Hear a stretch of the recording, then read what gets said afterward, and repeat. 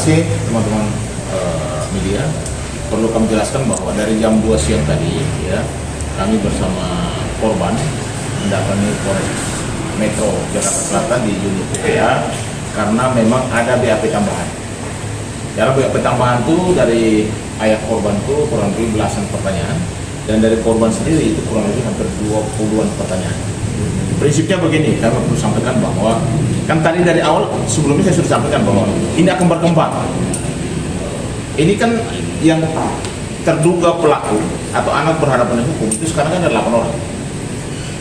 Sekarang ada tambah satu nama lagi ya, di dalam BAP tadi sudah jelaskan sedetail mungkin bahwa kasus tanggal 30 sama tanggal 31 itu akumulasi sebelumnya itu bahwa ada yang namanya bullying secara verbal.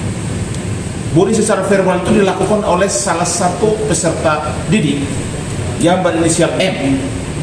Yang selama ini kalian banyak pertanyaan, M itu siapa gitu.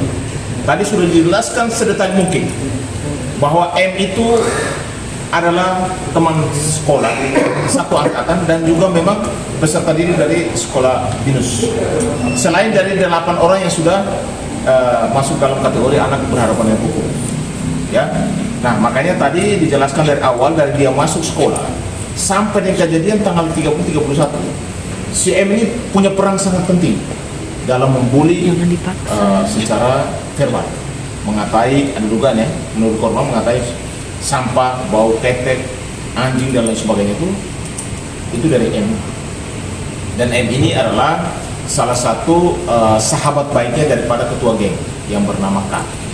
Jadi sebenarnya K sama M itu adalah pemimpin di geng tersebut, yang diduga pemimpin di geng tersebut, dan banyak anggotanya. Jadi makanya kami dari awal sudah minta supaya pihak kepolisian dan pihak terkait, baik dari Dinas Pendidikan, Menteri Pendidikan dan juga lembaga-lembaga anak untuk turun melakukan investigasi supaya kalau memang ditemukan ada geng di sana di sekolah tersebut, supaya geng-geng itu harus dibubarkan. Jangan sampai kejadian ini terjadi lagi pada anak didik yang lain. Ya, itu pembukaan dulu. Mungkin ada pertanyaan, silakan. Bang sempat membahas ini nggak Bang, siapa orang tua para pelaku Bang? Ya, jadi pertama-tama kita harus garis bawahi dulu ya. Ini kan pidana itu kan personal. Personal artinya siapa yang melakukan, siapa yang berbuat, siapa yang bertanggung jawab gitu. Biar kita tidak melebar.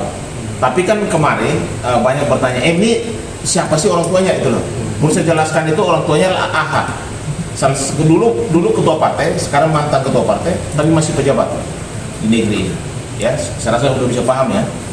Dan ini tadi benar-benar dijelaskan secara detail terkait dengan peran daripada si M. Ternyata perannya luar biasa sampai nanti kejadian yang puncaknya tanggal 30 dan 31. Bang, menyambung soal terkait kemarin ke komisi berapa di DPR? Komisi 3 itu seperti apa Bang? Ya, jadi waktu di komisi 3 kami dari keluarga korban sangat kecewa. Karena yang pertama itu dari pihak yayasan sama kuasa hukum daripada terduga pelaku. Kami menduga ini fakta diputarbalikkan, seolah-olah klien kami ini yang satu mengajak untuk berkelahi, seolah-olah bahwa tidak terjadi bullying di sekolah tersebut, seolah-olah bahwa justru anak korban itulah yang meminta, dan itu adalah perkelahian biasa. Pertanyaan kami, kalau perkelahian biasa, kenapa sudah 8 orang diskorsing itu? Lalu kenapa anak korban tidak diskorsing? Yang kedua, itu kejadiannya 2 kali di tanggal 30 dan 31. Kemana tanggung jawab sekolah dan pihak keamanan? Emang sekolah boleh membiarkan orang melakukan perkelahian kalau memang menurut mereka seperti itu? Karena undang-undang pendidikan menyatakan bahwa peserta didik harus mendapat keamanan kenyamanan di sekolah. Dan anak korban sampai saat ini mengalami psikis berat. Fisik mungkin sudah selesai, psikisnya sampai saat ini masih didampingi oleh psikolog. Karena dia mengalami psikis berat, tidak mau ke sekolah lagi karena ada rasa trauma dan ketakutan yang luar biasa.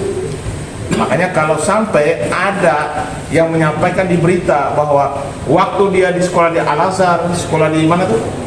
Di Mentari, itu anak korban itu ada persoalan di sekolah tersebut. Kami jamin tidak ada sekolah, tidak ada masalah di sekolah, kedua sekolah tersebut. Itu semua suratnya dari pihak sekolah sudah diberikan kepada kami. Kenapa dia pindah ke Binus? Karena memang rumahnya berdekatan dengan Binus. bukan berarti dia ada masalah di sekolah-sekolah sebelumnya. Itu nggak ada sama sekali, itu fitnah, itu hoax tuh. Jadi kalau sampai ada menyatakan tersebut, kami akan ambil tindakan terhadap orang tersebut karena dia tidak punya bukti sama sekali terkait dengan sekolahnya anak korban di Al-Azhar dan juga di sekolah mentari tersebut. Bang, ada upaya nggak bang? Ini CCTV ini dibuka secara keseluruhan bang. Ini kemarin kan sempat hanya sekilas-sekilas saja gitu, meminta gitu untuk pihak dari abang gitu untuk upayakan gitu. Jadi begini, kami akan surat di pihak Polres. Sebenarnya yang namanya pegang handphone siapa saja yang memvideo waktu itu disita saja supaya dilihat nih, karena yang ditunjukkan sekarang di publik itu adalah video yang menguntungkan pihak korban. Kan itu kan dugaan kami itu diedit itu. Itu kan di tanggal 27 CCTV-nya, lalu videonya tanggal 31 nggak ada sama sekali gitu yang ditunjukkan. Makanya kami minta supaya CCTV seluruh di wilayah itu disita oleh pihak penyidik dan juga video itu waktu kejadian itu supaya disita juga. Siapa yang memvideokan, handphonenya disita saja supaya dicek. Jangan sampai diberikan kepada penyidik oleh kuasa hukumnya, itu sudah ada dugaan di edit itu.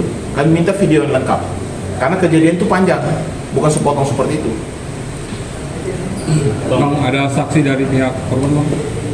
Kalau saksi dari pihak korban waktu kejadian itu ada, tapi yang pihak klinik sama ibu guru ya, waktu kejadian dia luka-luka, dia sembunyi di tangga dan dibawa ke apa, saksi yang menyaksikan banyak, tapi kan yang menyaksikan tuh dia memberikan keterangan menguntungkan pihak kita atau tidak gitu, karena takutnya kelompok ada dugaan geng tersebut. Artinya belum ada dari pihak saksi yang dilibatkan untuk dibawa ke pihak kepolisian. Dari pihak sekolah saksi kan sudah diperiksa 18 orang. Kan dari kemarin Humas dinyatakan 18 orang yang diperiksa sebagai saksi. Pak, tadi sempat ditanya terkait komunikasi sama pihak sekolah yang kemarin anaknya dibilang luka ya. Apakah tadi di atas sempat ditanya terkait adanya luka dari pihak sekolah ketika Bapak mau menjemput dan tidak bisa, akhirnya pamannya yang menjemput. cerita saya jemput itu. Oke, gimana? Mungkin di atas tadi sempat ditanyakan hal itu Pak? Oh iya, memang tadi cukup banyak pertanyaan dari siang sampai malam ya untuk anak saya dan terus untuk saya juga. Ada 18 pertanyaan yang untuk saya. Gitu. Nah kalau untuk luka tersebut memang waktu itu anak saya dijemput oleh driver saya gitu ya. Ini cukup panjang ya sebelumnya untuk cerita gitu. Tapi kesimpulan begitu dijemput sama driver saya itu dalam kondisi bibir itu di sininya bengkak, di dalam di sininya pecah ya, robek, dalam sininya robek, ininya bibirnya bengkak, pipi di sebelah kanan ininya memar. Ini yang saya menyaksikan langsung ya. Terus kepala sebelah kirinya juga bengkak, benjol ya. Jadi bukan memar, benjol gitu ya Pak ya. Terus dadanya sakit, terus punggung di sininya juga sakit. Memang perbedaannya untuk anak darah Alfian ini anak saya hari ini segitu panjang permasalahan anak saya di Budi tidak pernah melaporkan kepada kami selaku orang tuanya gitu.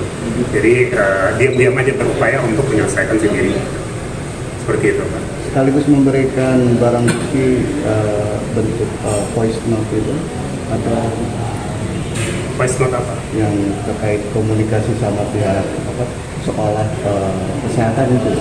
Oh iya, saya ada. Jadi tadi diserahkan juga barang bukti itu ke. Itu sudah sama kepolisian. Pak, Bang, ini apakah ada dugaan keterlibatan dari orang tua yang menyesal anak tersebut? Jadi kasusnya agak berlarut, ada orang meninggal, jadi ada. Ya, jadi perlu saya jelaskan, BINUS ini sekolah orang kaya, Mas. Kalau kayak kita, orang miskin tidak bisa sekolah. Orang sekolahnya mahal kok. Emang Mas bisa sekolah di sana?